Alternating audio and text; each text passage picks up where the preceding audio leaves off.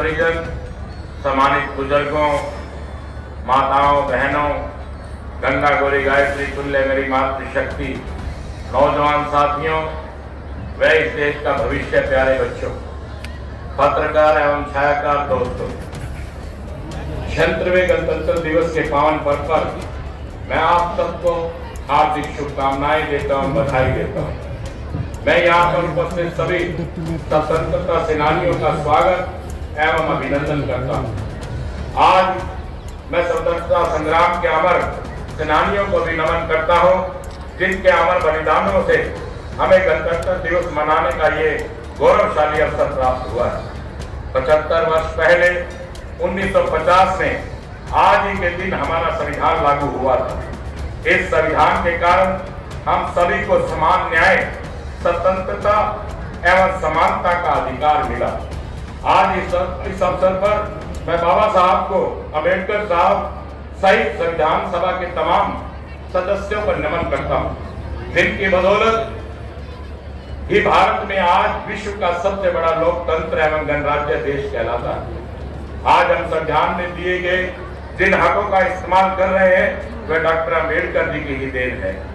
Vote देने का अधिकार आज देश में किसी अमीर को है, वहीं पर किसी गरीब व्यक्ति को भी साथ नहीं है।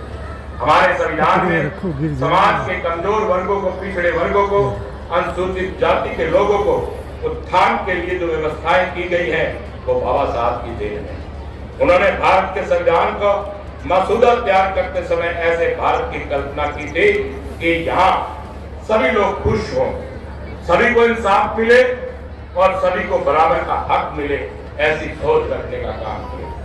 यह हमारे लिए सौभाग्य की बात है कि आज हम भारत के संविधान का 76वां गणतंत्र दिवस मनाने का काम कर रहे हैं। पूरे देश में हमारा संविधान, हमारा अभिमान का कार्यक्रम चलाया जा रहा है। हाल ही में प्रदेश के राजधानी चंडीगढ़ सहित सभी जिला मुख्यालयों में शैक्षणिक संस्थानों में सामूहिक संविधान प्रस्तावना का वाचन का आयोजन किया जा रहा है। पवित्र संविधान के प्रति सरकार की सच्ची आस्था व निष्ठा को दर्शाता है कि ये युवा पीढ़ी का संविधान मूल भावना से अवगत करवाने के लिए एक अनूठी पहल है, जो प्रधानमंत्री श्री नरेंद्र मोदी जी के नेतृत्व में देश की आजादी के बाद पहली बार व्यापक स्तर पर की गई है। आज का ये ऐतिहासिक दिन देशवासियों को एक मजबूत राष्ट्र के रूप में आगे बढ़ने के लिए साथ और प्रेरणा देता है। इस दिन हम उन महापुरुषों को याद करते हैं जिन्होंने भारत को स्वतंत्रता दिलाने और भारत संविधान को लागू करने में महत्वपूर्ण भूमिका निभाने का काम किया। राष्ट्रपिता महात्मा गांधी, नेताजी सुभाष चंद्र बोस, लाला लाजपत राय जी, सरदार वल्लभ भाई पटेल जी, डॉक्टर राजेंद्र प्रसाद जी, पंडित दीनदयाल उपाध्याय जैसे महापुरुषों और स्वतंत्रता सेनानियों ने बड़ा संघर्ष किया।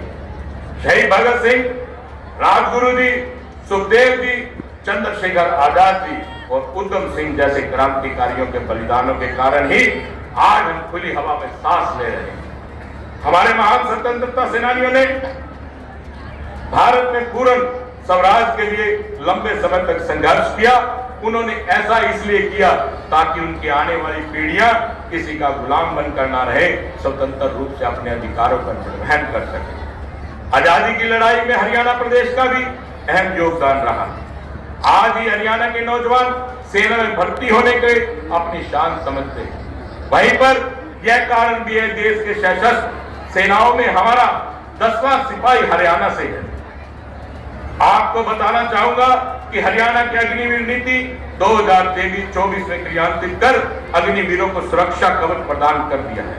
भाई और बहनों, सुशासन से सेवा का संकल्प के साथ ही जन सेवा का दायित्व संभालने वाली वर्तमान सरकार ने प्रधानमंत्री श्री नरेंद्र मोदी जी का सबका साथ, सबका विकास और हरियाणवी एक के मूल मंत्र पर चलते हुए समस्त हरियाणा के प्रत्येक हरियाणवी को तरक्की और उत्थान की तरफ ले जाने का काम किया। आज हरियाणा की जनता व सरकार के बीच में सीधा संपर्क है। वहीं हमने प्रशासन में मानव हस्तक्षेप को न्यूनतम करने के लिए IT के बड़े पैमाने पर सफल प्रयोग किया है।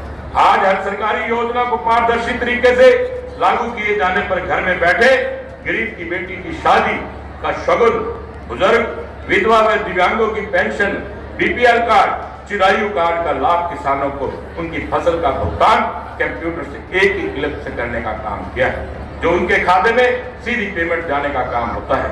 प्रदेश के विद्यार्थियों के लिए ई लर्निंग की पहली गूगल ड्राइव के माध्यम से टच स्क्रीन पर पीडीएफ फाइल पर आधारित एक्सेस के साथ ई कैट प्लेटफॉर्म पर भी सभी पाठ्यक्रमों को हमने बनाने का काम किया।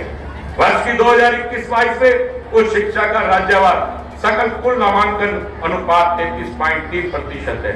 नई शिक्षा की नीति 1 लक्ष्य 2030 तक उच्चतर शिक्षा को लड़कियों को सकल नामांकन अनुपात प्रतिशत में अधिक करना है। इसी दिशा में हरियाणा प्रदेश काफी आगे है। वही हमारे यहाँ लड़कियों का सकल नामांकन अनुपात 33.3% है। हम 2030 से पहले ही 50% का लक्ष्य प्राप्त कर लेंगे। भाई और बहनों, सरकार ने कृषि, उद्योग, व्यापार, रोजगार, शिक्षा, स्वास्थ्य आदि हर क्षेत्र में ई गवर्नेंस के माध्यम से क्रांतिकारी बदलाव लाने का काम किया।